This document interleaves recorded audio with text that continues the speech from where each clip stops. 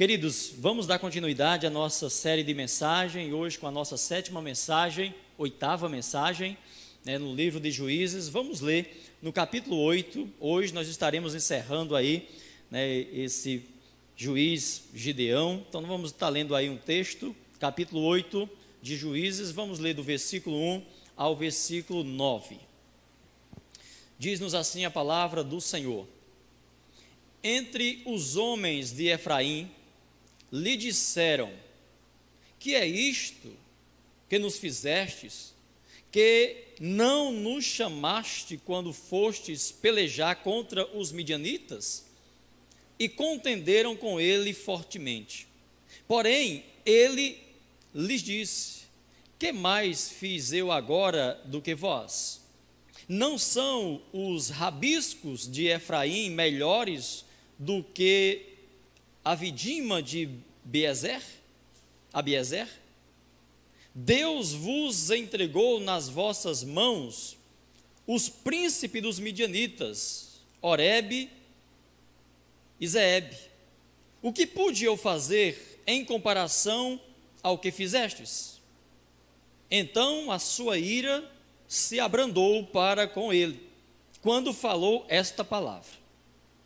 Vindo Gideão ao Jordão, passou com os 300 homens que com ele estavam,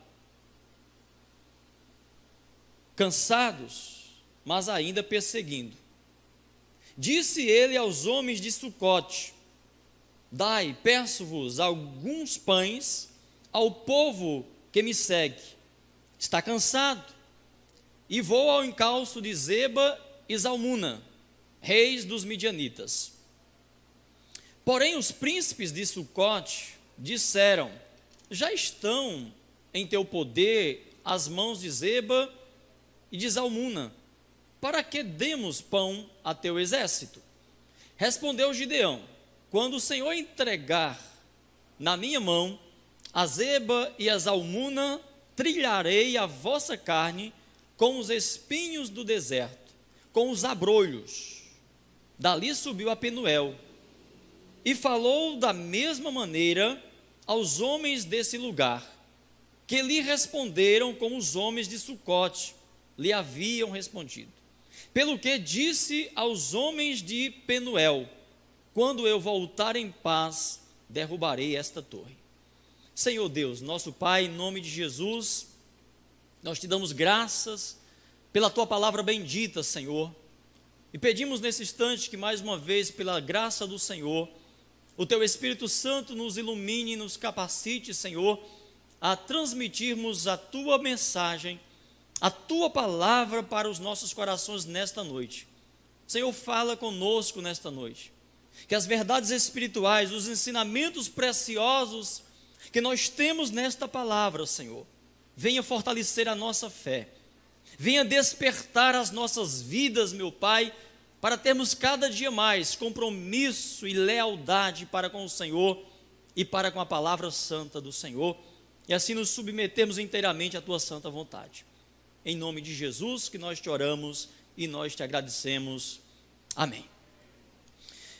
Queridos, depois que Gideão venceu esta primeira batalha, seguindo as estratégias que o próprio Deus havia revelado, agora ele segue mais confiante no seu próprio braço, na sua força e experiência, do que mesmo em buscar a voz de Deus, ouvir a orientação de Deus. Algumas situações vão se complicar daqui para frente, porque, ao contrário do que muitos pensam, o perigo maior na sequência da caminhada não é quando saímos de uma vitória, de uma derrota, melhor dizendo, mas quando saímos de uma vitória. Porque quando saímos de uma situação de derrota, de fracasso, nós ficamos mais cautelosos, mais cuidadosos, e isso também gera, de certa forma, uma dependência maior de Deus, para poder assim enfrentar as dificuldades que continuarão à nossa frente.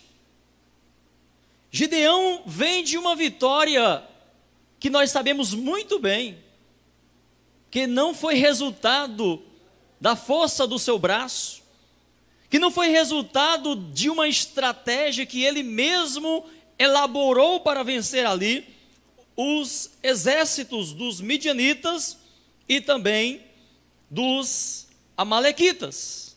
Mas o que nos parece nesse início aqui, irmãos, depois que ele sai com os 300, daquela vitória, daquele feito inusitado, nos parece que no primeiro momento ele se sente muito seguro de si mesmo.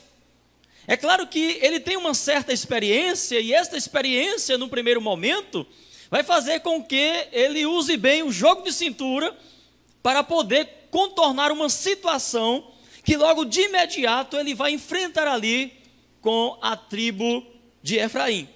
Então o texto diz que os efraimitas vão ficar ressentidos por Gideão não tê-los convidado para guerrear contra os midianitas. Ou seja, eles não estavam ali naquele momento porque Deus havia determinado que seria somente 300 homens.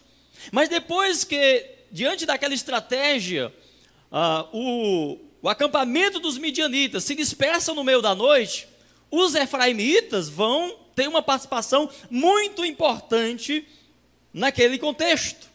E o texto diz que houve forte contenda ali, mas Gideão se sai bem. Qual foi a saída de Gideão? Como ele se saiu bem? Ele elogiou, não é?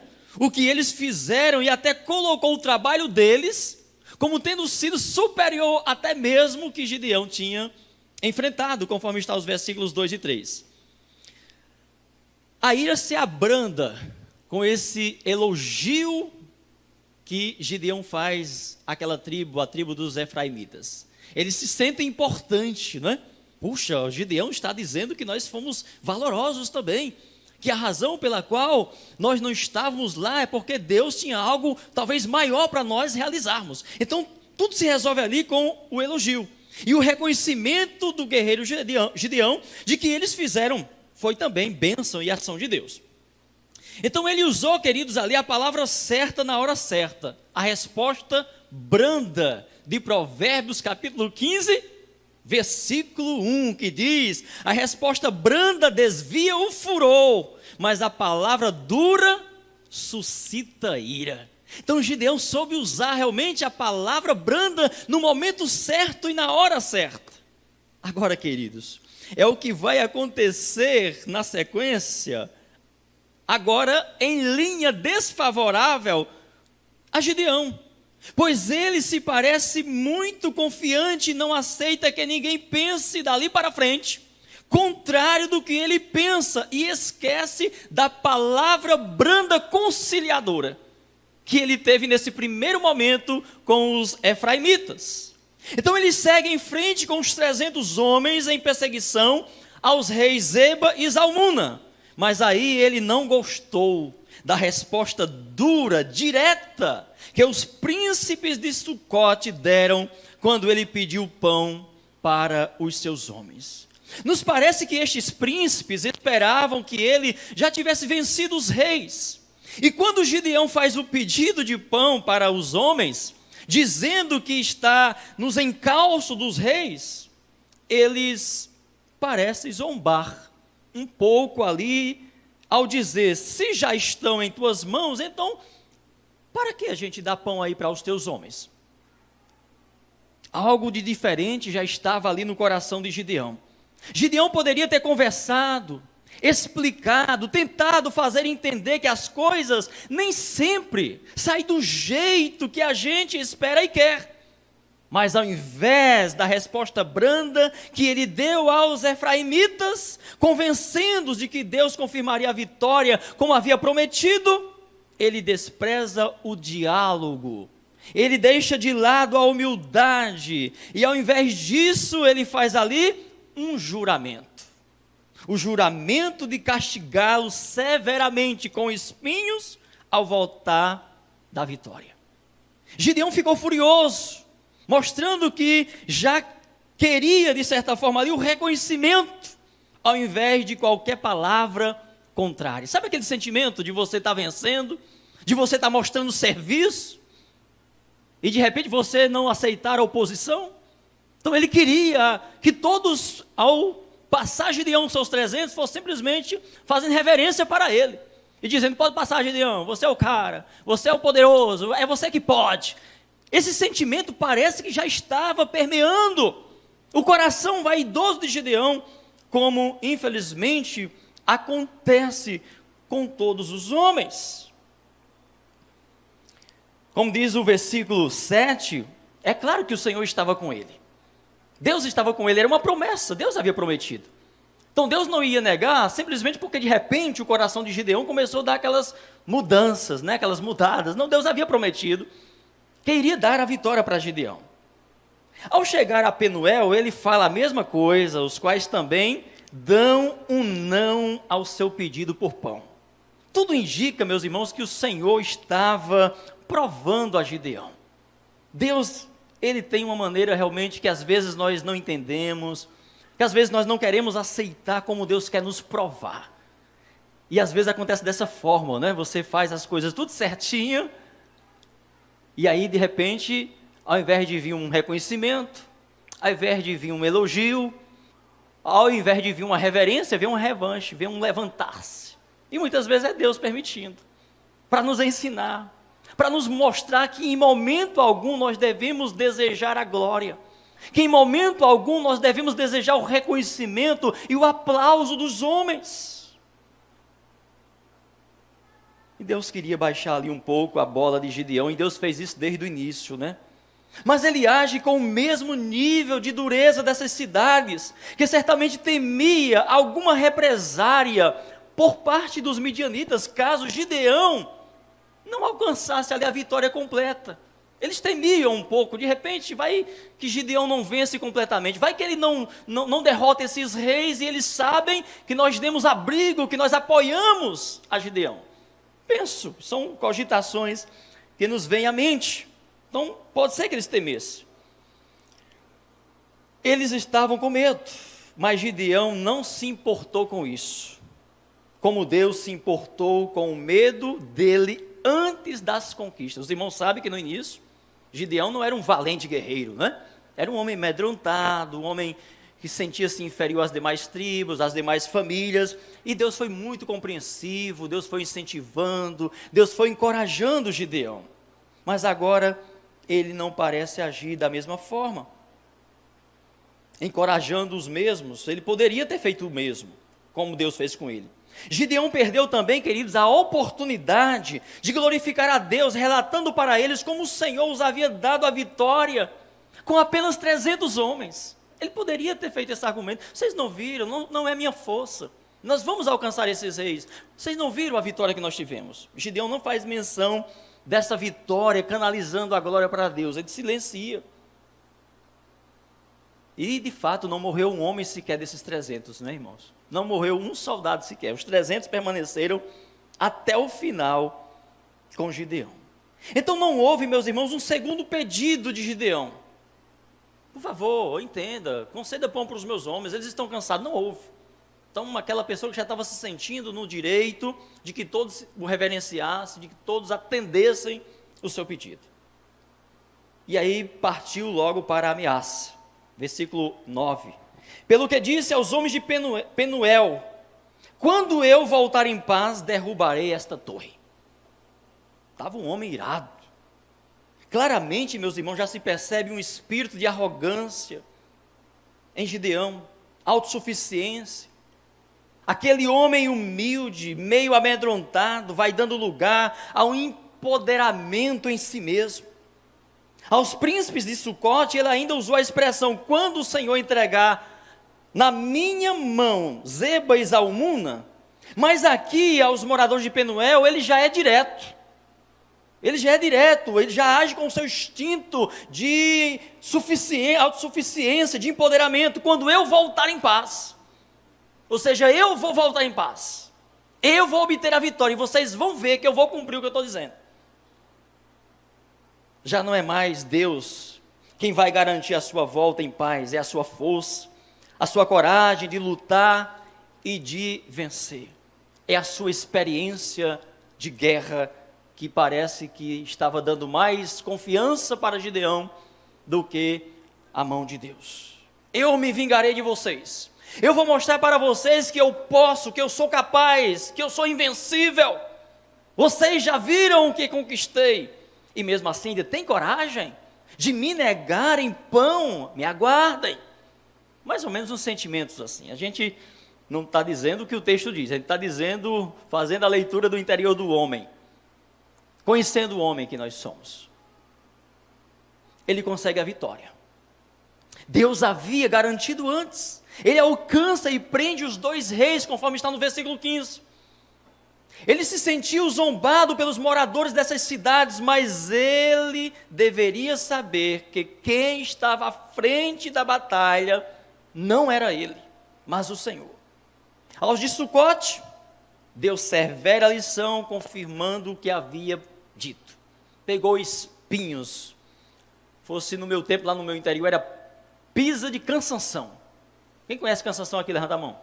Aí, o pessoal é cearense mesmo, né? Quase todo, né? Falta muito, viu? Cansanção é uma planta que tem lá no sertão, né, irmão Moisés? Irmão Moisés aí conhece. Não conhece, irmão Moisés? Conhece não, irmão Moisés? Você lá do Pernambuco não conhece cansanção? Rio Grande do Norte tem cansanção? Tem, né? Então, cansanção, irmãos, quando você trisca nele, você sente logo sua mão queimando, né? Além de ter um negócio lá dentro que queima mesmo, ele tem uns espinhos lá. Se você der uma pisa num caboclo, cansanção, meu nego, o negócio é sofrido, viu?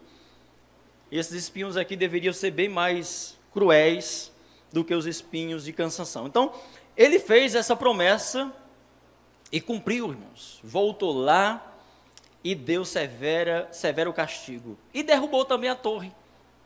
Derrubou a torre de Penuel e depois matou os seus moradores e depois matou também os 2 reis. Matou os 2 reis.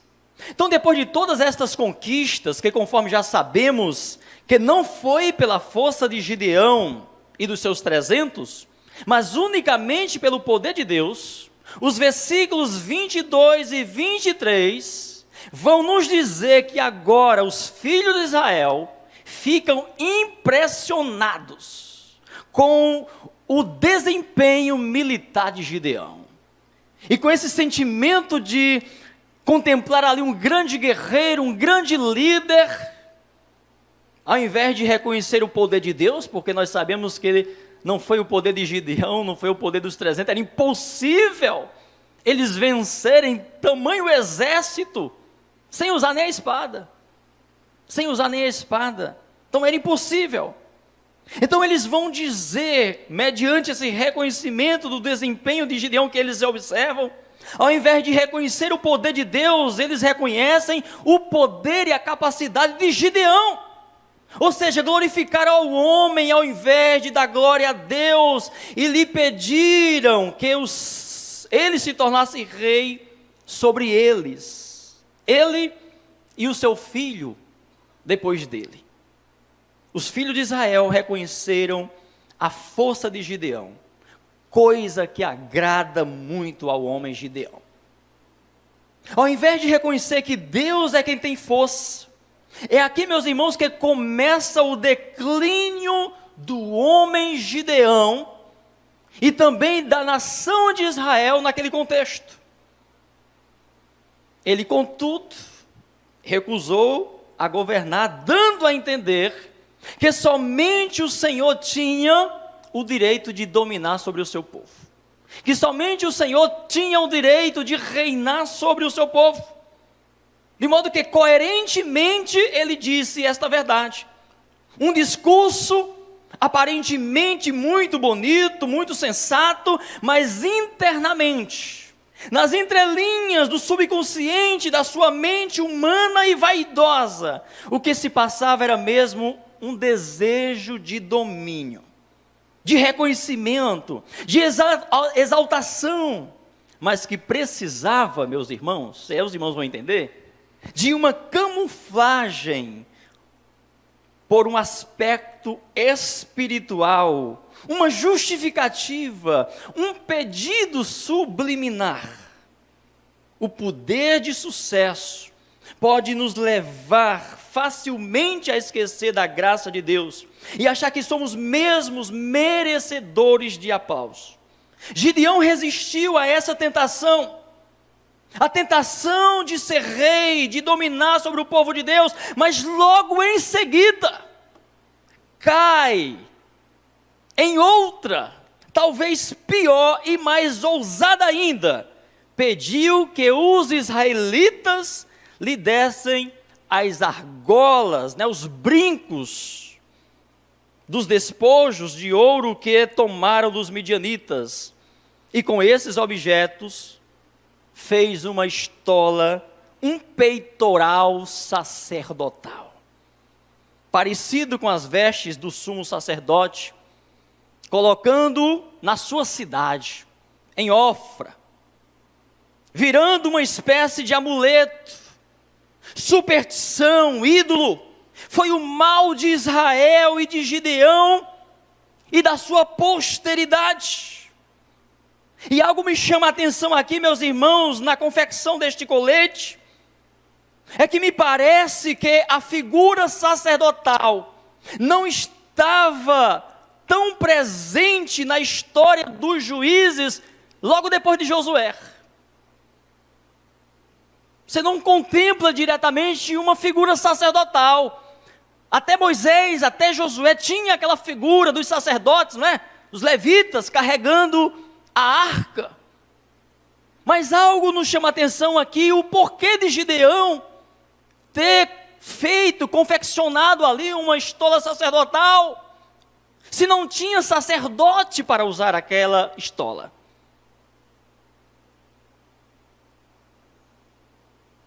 Então, nos leva a entender e a crer que Gideão tentou usurpar para si esta missão e algo deu muito errado com esta atitude. Talvez tomou uma decisão muito pior do que ter aceito o convite dos filhos de Israel para dominar sobre eles. O versículo 23 diz que Gideão recusou a realeza, mas logo em seguida, nos versículos 24 e 25, você pode acompanhar aí. Diz que ele queria o sacerdócio.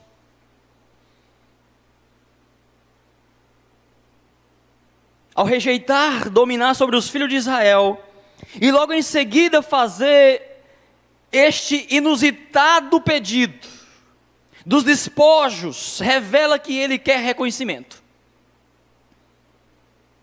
Que ele no seu íntimo quer mais do que status de rei. Não era o mesmo de rejeitar direitos, mas uma falsa aparência de humildade que não deu certo. Porque não era verdadeiro, e a prova está no terrível pecado para Israel e para a destruição do seu próprio nome, conforme vai nos dizer o versículo 27. E esse sim eu faço questão de ler. Versículo 27. E fez Gideão dele um éfode, uma estola, uma capa, um peitoral sacerdotal. E colocou na sua cidade, em Ofra, e todo Israel prostituiu-se ali após ele, e foi por tropeço a Gideão e a sua casa. Que coisa terrível, meus irmãos. Gideão venceu a tentação de se colocar como rei, como dominador de Israel, fazendo aquela declaração bela, verdadeira, coerente, de que só o Senhor é digno de toda honra e de toda glória, de que só o Senhor deve dominar sobre o seu povo, e homem algum deve dominar sobre o seu povo. Mas em seguida não deixa de graça, perde a glória de ter sido usado por Deus para usurpar um direito, um poder, uma chamada, uma vocação da qual Deus não chamou para aquele ministério. Não tem como, meus irmãos, dar glória a Deus e ao mesmo tempo tomar de volta a glória. E muitas vezes nós fazemos isso com a boca. Damos glória a Deus, mas no íntimo nós queremos receber glória e reconhecimento. E quando nós recebemos, às vezes, até ficamos irritados.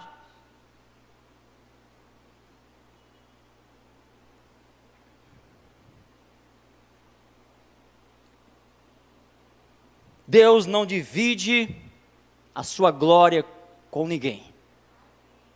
Com esta capa sacerdotal, Gideão estava se promovendo sacerdote, sem a devida vocação e chamada do Senhor. Eu não quero ser rei, porque rei só o Senhor. A Ele toda honra e toda glória. Mas posso ser o sacerdote de vocês.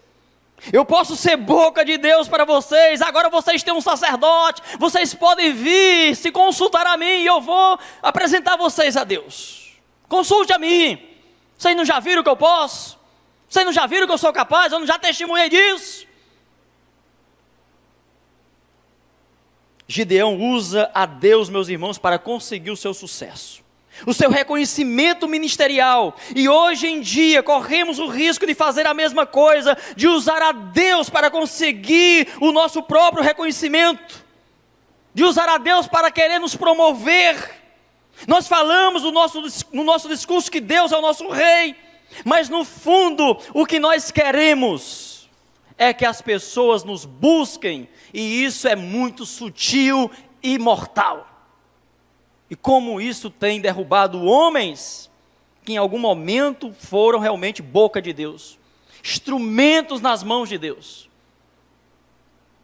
Como é difícil, irmãos, exercer poder sem se deixar ser levado pela vaidade do reconhecimento humano.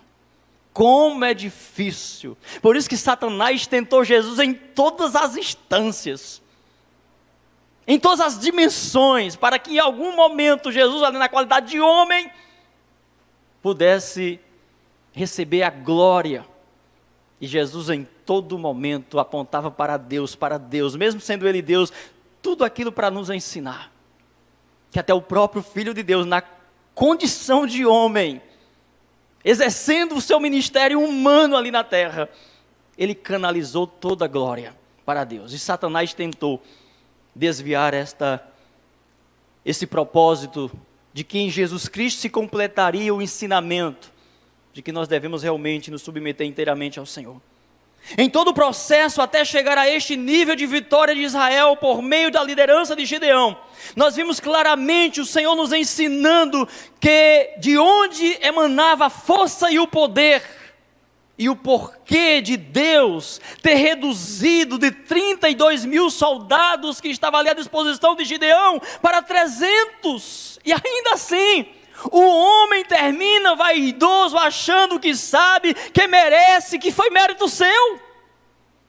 Imagina só se Gideão tivesse ido com os 32 mil, ou mesmo com os 10 mil, aí é que ele voltava mesmo confiando em si. Aí alguém poderia dizer, não pastor, era o contrário, não, ele ia voltar confiando, era menos, porque ele voltou com 300, então 32 mil, nós sabemos muito bem, que era impossível, é impossível hoje ou em qualquer era. Somente, a gente às vezes diz assim, rapaz, isso é coisa de cinema, de filme, né? Realmente a Bíblia tem umas coisas que é coisa mesmo de Hollywood mesmo, né? Um homem com uma queixada de jumento matar 1000 homens, você vê no filme, você vai dizer o quê? Isso é mentira, isso é coisa de ficção isso aí. De fato, aos olhos humanos, isso é ficção mesmo. Por isso que a Bíblia é esse manancial de poder, de milagre, aonde o homem tem que baixar a sua cabeça e render a honra e a glória ao Senhor. E era isso que em todo o tempo, em todo esse processo aqui em Gideão e nos demais juízes que nós já vimos e vamos ver, é que tudo apontava para um único digno de receber a honra, a glória e o poder, e por isso que eles falhavam. Porque diz a Bíblia, não há homem que faça o bem e não peque. O que isso significa? Não há homem que consiga andar, trilhar no seu caminho totalmente perfeito, sem errar, sem pecar. Por isso a necessidade de nós nos ajudarmos uns aos outros e saber que de fato somos humanos, somos vaidosos e devemos clamar a Deus cada dia para que nós possamos nos diminuir cada vez mais. Quantas vezes, meus queridos, afirmamos que fazemos tal coisa para o Senhor, mas no íntimo mesmo, renunciando à aprovação dos homens, porque sabemos que só o Senhor é digno de toda honra e glória, nós não deixamos de graça e queremos reconhecimento em algum outro momento, que isso sirva de reflexão para nós, ao invés de nos tornarmos também agora juízes uns dos outros. Nós não temos que ficar olhando. Às vezes tem essa tendência, é por isso que fulano de tal caiu, por isso que fulano de tal é assim, ele pensa desse jeito. Olhemos para nós, para cada um de nós. Quando nós estivermos lendo a Bíblia, não leia a Bíblia pensando no outro lá fora, não. Pense em você, olhe para você. Tão longe de mim de estar transmitindo essa mensagem em cima da vida desse homem santo de Deus e tripudiando sobre ele, não é isso. Não é essa a visão, pelo contrário, é glorificar e exaltar mais ainda o nome do Senhor e reconhecer quem eu sou. Eu sou Gideão. Se você não é, alguma coisa está estranha com você. Mas em Cristo Jesus, nós podemos ser um pouco mais do que Gideão. Em Cristo Jesus, à luz do Evangelho, à luz da revelação divina de Cristo, do Espírito Santo. A partir dele sim, a partir de nós mesmos, somos iguais ou pior. Penso que esta era, queridos, a luta de Paulo quando recusou receber salário da igreja de Coríntio como uma forma de reconhecimento pelo trabalho que ele realizava, não porque não fosse justo, de direito e digno, mas porque não queria que nada interferisse na glória do evangelho que ele pregava ali. Ainda assim, este recuo resultou em algumas acusações de alguns da igreja. Porque Paulo recuou, porque Paulo não quis que aquela glória do evangelho, aquele sentimento de dar o melhor para Deus, de repente pudesse servir de acusação. Mesmo assim, recuando, alguns acusaram. Enquanto que a recusa de Paulo por salário da igreja visava não ser pesado a nenhum irmão e não ser impedimento ao avanço do evangelho, com isso, claro, se fazendo de fraco, né, para poder ganhar os fracos e os conduzir à verdadeira adoração e ao centro da vontade de Deus, que era o propósito de Paulo, Gideão, na sua força final e recuo de reinar sobre Israel depois de reconhecidas vitórias e conquistas em nome do Senhor, faz o contrário.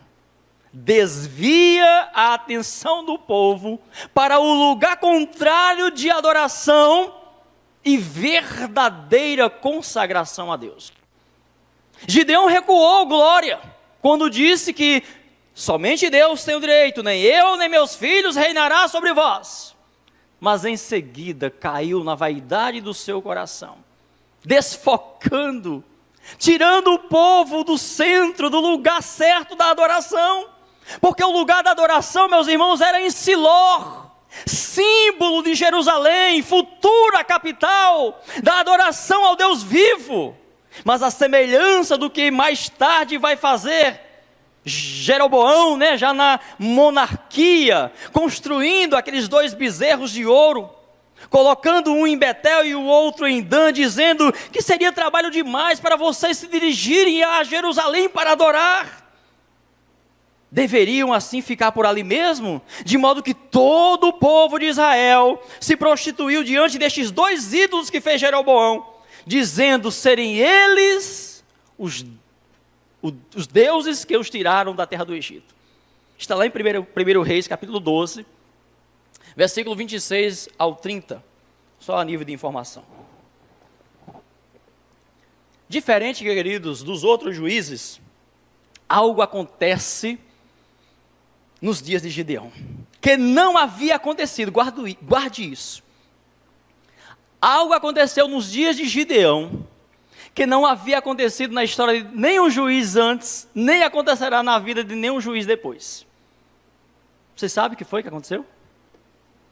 Algo que aconteceu na vida de Gideão, que não havia acontecido na vida do povo, no período de nenhum juiz antes, nem vai acontecer no período de nenhum juiz depois dele.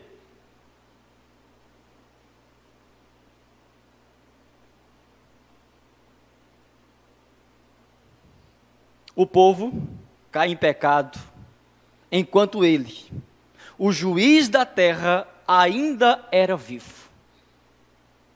Lembram? O texto sagrado vai sempre dizer: morreu o juiz, e o povo de Israel fez o que era mal, voltou a fazer o que era mal. Em Gideão, acontece enquanto ele é vivo.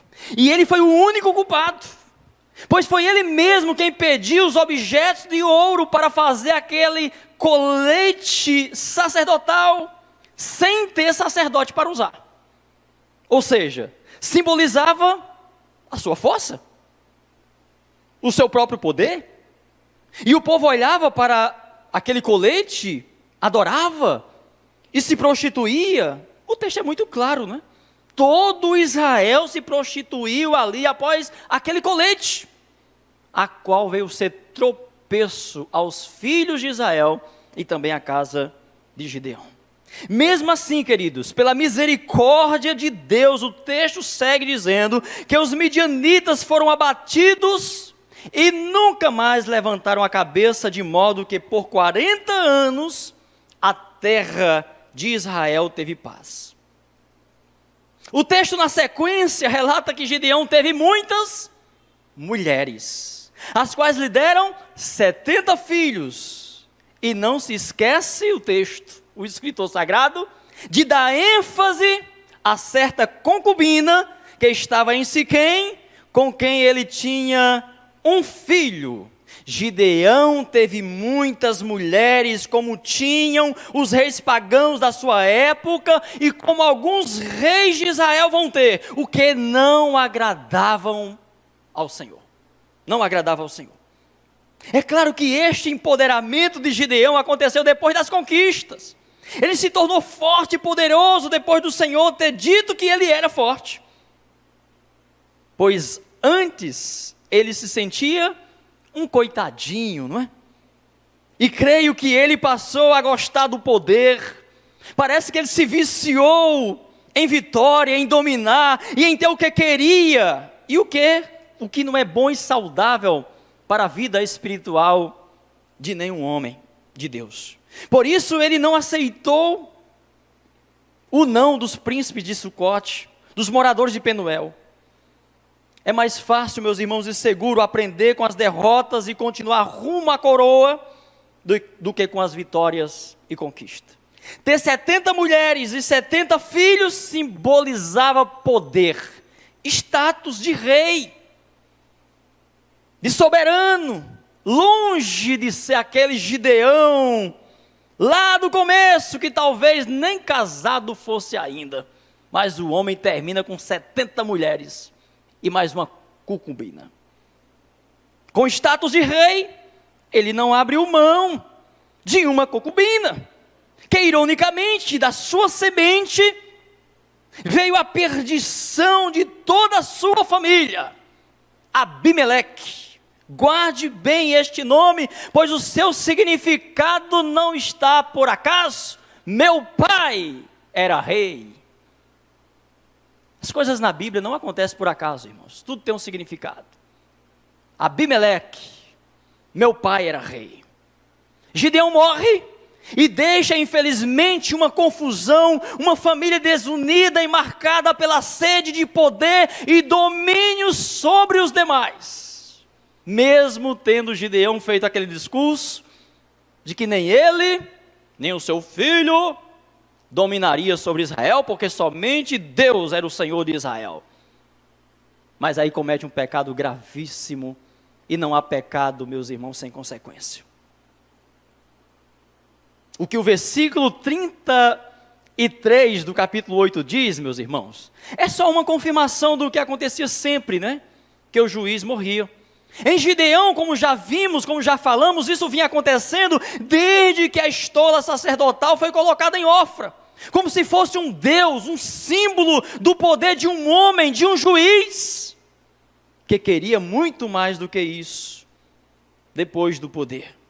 que apesar de ter recusado reinar sobre Israel, queria deixar a sua marca de outra forma, a sua sombra, o seu nome entre os filhos de Israel. Mas infelizmente neste ponto em particular, deixou negativamente, pois não nos parece que repreendeu ou que repreendia em algum momento o povo que ia até Ofra adorar aquela estola sacerdotal. Gideão simplesmente silenciou, simplesmente fez vista grossa ao pecado que o povo estava cometendo diante daquele símbolo religioso, daquela capa que, por uma razão que desconhecemos, não tinha um sacerdote ali consagrado por Deus para usar, e o povo ia se consultar com aquela capa, como se tivesse uma figura ali que pudesse mediar. Coisa da idolatria. Então esse mal veio, e ele foi o único responsável. Colocou aquele símbolo religioso ali, num pedestral, né? Para que o povo pudesse contemplar. E como das outras vezes, meus irmãos, o pecado cega os olhos do seu povo. Gideão morreu. O problema estava instalado em Gideão, mas Gideão morreu, e o texto vai dizer, no versículo 33 que nós vimos, que o povo voltou a fazer o que era mal aos olhos do Senhor, não se lembrou de Gideão, dos seus feitos, daquilo que ele havia feito. Então, se esqueceram de tudo, de Deus e de tudo de bom que Gideão fez para eles, antes da queda. Gideão foi muito bom para com Israel, livrou Israel, trouxe paz a Israel, mas o povo simplesmente vão esquecer também de tudo, é o mal do povo. E vão ficar perdidos por terem em seus corações a exaltação a homens e não a Deus. Coisa que eles fizeram lá, reconhecendo Gideão como um grande guerreiro, um grande poderoso e tal, e esqueceram de canalizar a adoração, a exaltação a Deus. E talvez Gideão não foi forte o suficiente para dizer, enquanto eles estavam se desviando de Deus, para eles se voltarem para o Senhor. A queda de um homem é resultado da glória de um povo. Vendo a casa de Israel perdida e em confusão, Abimeleque se aproveita astutamente e vai até Siquém. Ele se autopromove juiz e busca status de rei. Está lá no capítulo 9, do versículo 1 ao 6. Ele vai para a cidade de Siquém. Consulta lá os irmãos da sua mãe, a prostituta de Gideão. E astutamente diz: o que é que vocês preferem? Terem 70 homens dominando, reinando sobre vocês, ou um só homem? Veja que eu sou sangue do vosso sangue, sou carne da vossa carne, somos da família. E aqueles homens se agradaram com aquele discurso de Abimeleque. Empolgados em terem um rei, eles dão presentes para Abimeleque, dinheiro, joia, ouro, isso tirado da casa lá do ídolo, né? do deus Elberite, né? Diz aí o versículo de número 4, deram-lhe 70 peças de prata da casa de Baal-Berite, com as quais Abimeleque alugou uns homens ociosos e levianos que os seguiram. Gente da pesada. Saíram de Siquém e foram para Ofra. Pegaram de surpresa os 70 filhos de Jerubaal e mataram sobre uma pedra. Foram cruéis, foram sanguinários. Um deles escapou, Jotão, conseguiu se esconder. Voltando a Abimeleque, vitorioso por ter derrotado ou matado covardemente os seus irmãos para Siquém, Jotão vai proferir lá a sua parábola. Ele sobe no monte e pronuncia aquela parábola aos filhos de Israel, conforme vai nos dizer, do versículo 7 ao versículo 21. E lá diz Jotão, bem bacana nesta parábola, bem interessante, mas só para você já entender, a gente não ter que relatar toda. Ele vai dizer, olha, foram as árvores, juntaram-se as árvores e decidiram ungir para si um rei. E se dirigiram à oliveira. E disseram, oliveira, vem e reina sobre nós. E a oliveira recusa, não é, reinar, dizendo, deixaria eu as doçuras, os prazeres de Deus e reinaria sobre vós? Depois ele se dirige para a figueira e faz o mesmo pedido. Propõe elegê-lo, ungí-lo como rei, mas também a figueira rejeita. Depois as árvores se reúnem e vai falar com a figueira. Oliveira, figueira e videira representava aí na parábola Gideão e os seus irmãos. As árvores não obtendo sucesso, nem com a oliveira, nem com a figueira, nem com a videira, agora se reúnem e chega para o espinheiro. Espinheiro, vem, nós vamos te ungir rei. Aí o espinheiro gosta da ideia. E o espinheiro nós sabemos que é Abimeleque. E aí o espinheiro responde, versículo 15, respondeu o espinheiro às árvores, respondeu o espinheiro às árvores, se na verdade me ungires rei sobre vós, vinde refugiar-vos debaixo da minha sombra, mas se não, saia fogo do espinheiro e consuma os cedros do Líbano. E Jotão, os irmãos, termina a parábola dizendo e pronunciando uma maldição sobre Abimeleque e sobre a cidade de Siquém, se não foi justo o que eles fizeram. A decisão que eles tiveram, que eles tomaram, de ungir a Abimeleque como rei, além da crueldade de ter matado os 70 filhos de Gideão. E aí nos versículos 19 ao 21, nós lemos o seguinte: se pois, em verdade e sinceridade, procedestes para com Jerubaal e com a sua casa, hoje alegrai-vos com Abimeleque, e também ele se alegre convosco. Mas se não saia fogo de Abimeleque, e consuma a cidade de Siquém, e a Bet-Milo, e saia fogo dos cidadãos de Siquém, e da casa de Bet-Milo, e consuma a Abimeleque. Então partiu Jotão e fugiu, e foi para Beer, e ali habitou por medo de Abimeleque, seu irmão. E em seguida, meus irmãos, em seguida, Deus age com a sua vingança. O que Abimeleque fez, matando os 70 filhos de Jerubaal, o que os filhos de Siquém fez, ungindo a Abimeleque como rei, foi uma traição e um desaforo para Deus. Os irmãos não vão saindo daqui, não saiam daqui dizendo que Abimeleque foi o primeiro rei ungido de Israel, não, viu? Está escrito aqui, ele foi ungido, reinou 3 anos. Mas não estava ainda dentro. Aliás, foi ungido, digamos, por homens levianos, homens perdidos. O rei foi ungido por Samuel, o primeiro rei. Apesar de não ter sido ainda o escolhido por Deus, né? Mas homem algum tinha essa autoridade. E por isso que Deus vai pronunciar aí uma maldição, vai levantar um espírito de guerra, de conflito entre a cidade de Siquém, que ungiram a Abimeleque rei, e o próprio Abimeleque. Eles vão brigarem entre si. Lembrando que esta briga entre eles é entre eles mesmos. Não são nações vizinhas, não são os amalequitas, não são os midianitas. Os midianitas deixaram tudo ali, se mandaram, porque viram a derrota que sofreram. Os reis tinham sido mortos ali. Então a briga agora é entre Israel e Israel, resultado, meus irmãos, do pecado, da situação que Jerubaal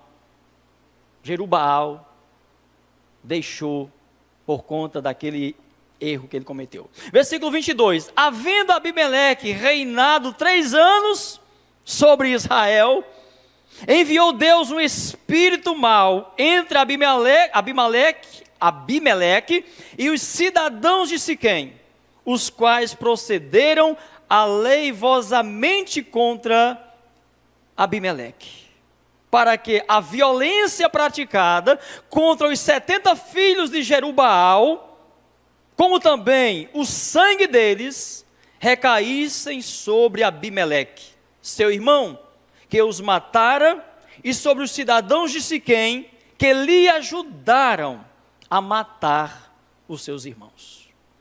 Meus irmãos, Deus não é o autor do mal, mas permite e até mesmo utiliza o mal para realizar seus propósitos contra os perversos.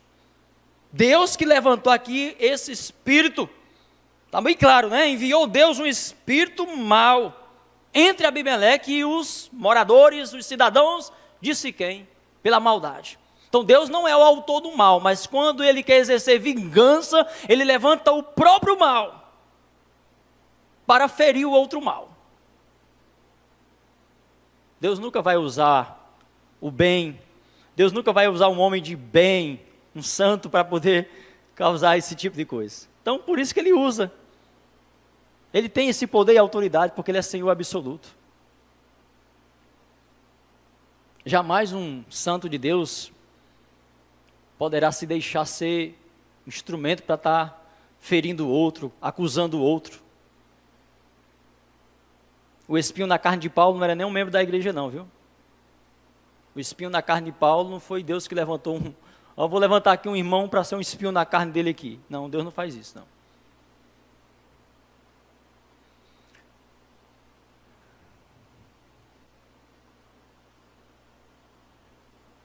O que nós contemplamos aqui, meus irmãos, é agora o povo de Israel sendo oprimido, não mais pelos midianitas, mas é o próprio povo de Israel brigando entre si, brigando por poder, por domínio. Infelizmente, uma semente plantada no final da vida de Gideão.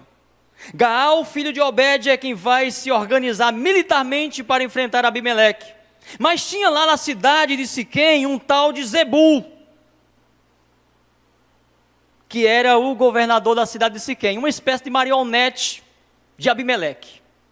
E quando Gaal se organizou militarmente para guerrear contra Abimeleque, o Zebul, traiçoeiramente, Beelzebul, né, vai avisar Abimeleque o que está acontecendo. Porque Gaal disse: quem é Abimeleque? Quem são os moradores de Siquém para fazer assim? Eu vou enfrentá-los e vou vencê-los. E ele ia vencer. Mas o propósito era de fato, como não era justo o que os moradores de Siquém fizeram com a descendência de Gideão, então Deus levantou aquele espírito para que entre eles mesmos, eles se destruíssem. E aí, queridos, o Abimeleque avança.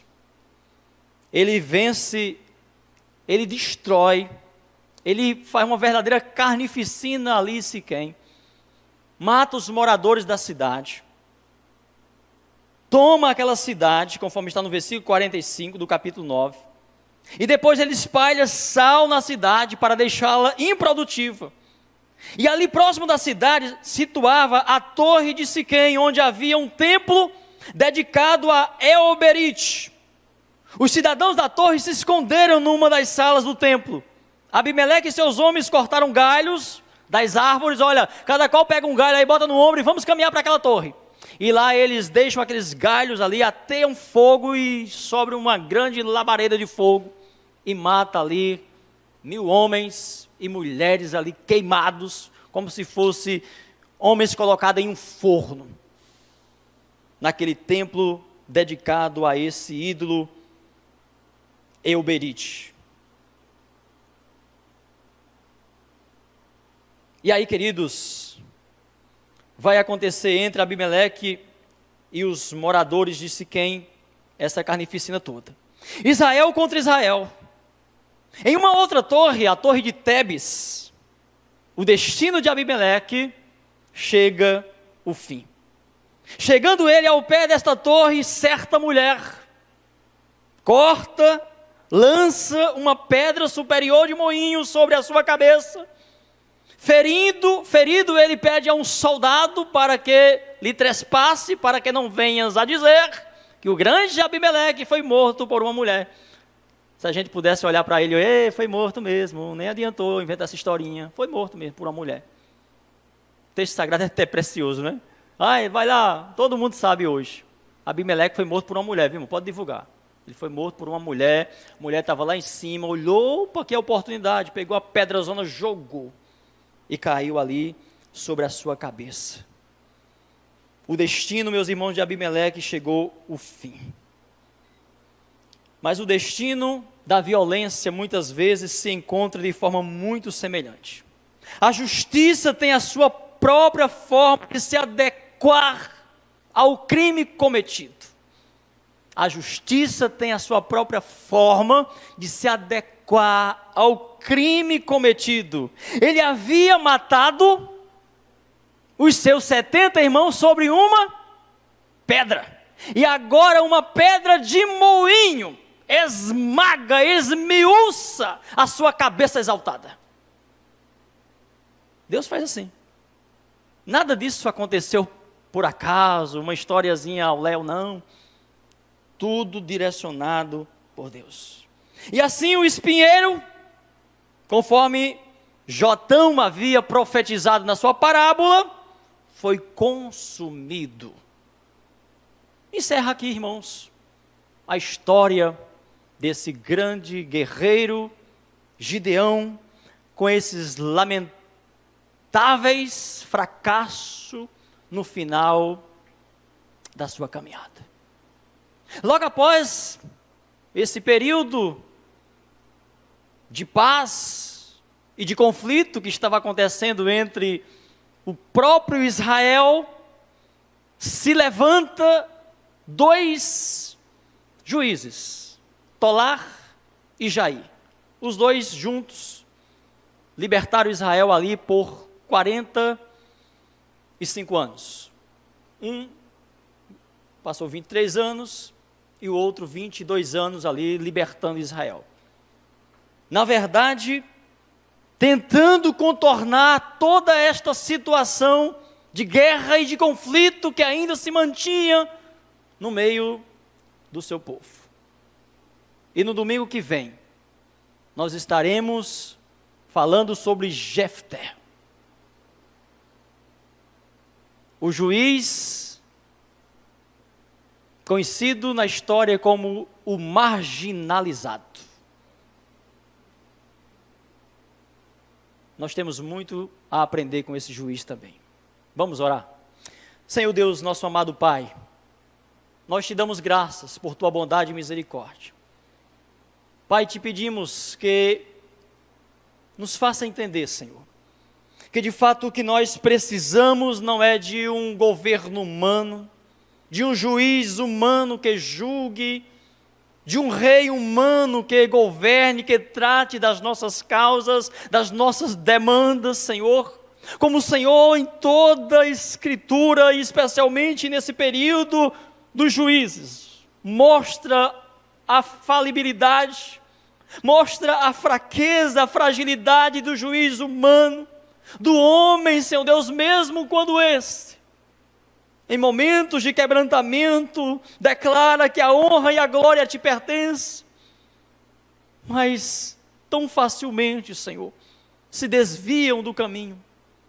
Isso prova muito mais de que nós precisamos, e te louvamos porque estamos vivendo nesse tempo, no tempo em que nós podemos realmente ser dirigidos pelo Teu Espírito Santo, dirigido por Jesus, do qual toda essa história bíblica do Antigo Testamento nos relata ali essa manifestação, esta revelação progressiva até esse momento em que nós aqui como igreja do Senhor desfrutamos da plenitude da revelação, quando Jesus Cristo se fez carne, o juiz eterno e justo, o Rei glorioso, bondoso e soberano, se manifestou com toda a humildade, com toda a simplicidade, trazendo vida e vida com abundância.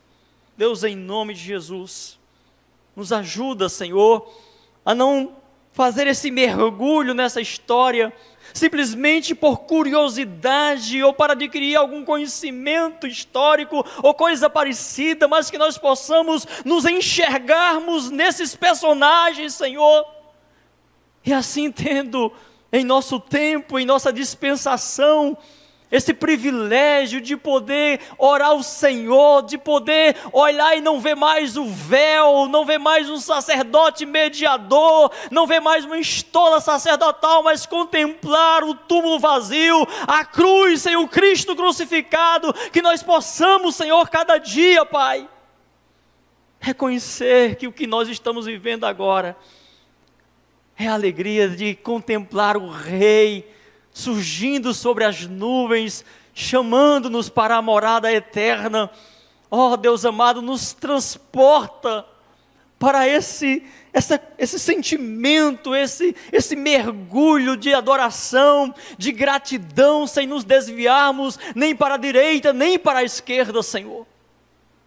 E que nós possamos assim, Pai, amar esta palavra, desejar esta palavra, e vendo as fraquezas dos nossos amados irmãos, que viveram distante desta abundante, superabundante graça que nós vivemos hoje, que nós possamos assim, Pai, aproveitar esse privilégio que temos, para crescermos espiritualmente, sendo bênção na vida uns dos outros, e bênção para a nossa pátria amada, e até os confins da terra, essa terra que está, meu Pai, tão afundada no pecado, na iniquidade, sem esperança, Senhor, de vida eterna, que a Tua igreja, que tem esta esperança, possa anunciar com fidelidade e graça esse evangelho poderoso. Vamos ficar de pé, queridos, ministrar a bênção apostólica. Que o amor de Deus Pai, Deus Todo-Poderoso, que a graça salvadora de nosso Senhor Jesus Cristo, a comunhão e as consolações do seu Santo Espírito, seja com todo o povo de Deus, desde agora e para todo sempre. Amém, amém, amém. Sente-se, meu irmão, com oração silenciosa, o culto está encerrado.